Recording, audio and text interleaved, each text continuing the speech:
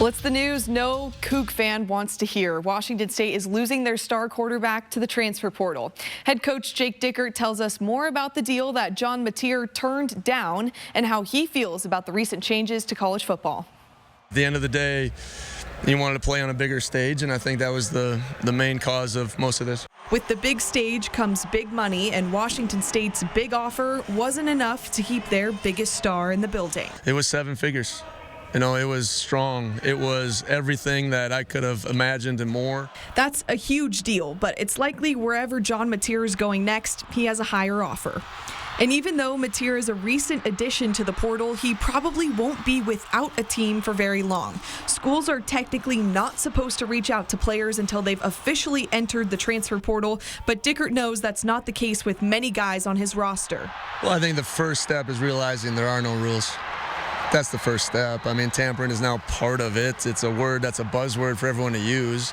But if you're not recruiting other people's rosters, it feels like in today's world that you're going to fall behind.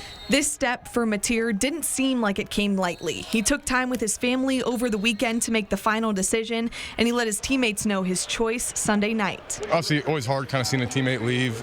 Really, it goes for all the guys that have left just these past few weeks. Wishing the best for them all. Yeah, just hoping they have the success they're looking for. Upwards of 20 players on WSU's roster have entered the portal. The window to put your name in closes on December 28th. The college football landscape continues to change, and Dickert has a lot on his plate as he tries to hold the program together. I'm hiring 2 new coordinators, a running backs coach, calling plays for the defense, coaching the linebackers, dealing with transfer portal visits and recruits. There is no time to shut it down. You know, 10 years ago, this time of year, you would put your feet up. At night, I'd be drinking a beer and celebrating bringing back one of the best teams in Washington State history next year, right? So it's just obviously unique and different, and December has changed quite a bit, and not just for us. I keep saying that. You know, it always comes off like coaches are complaining. It's just trying to navigate all these things as we continue to adjust in real time.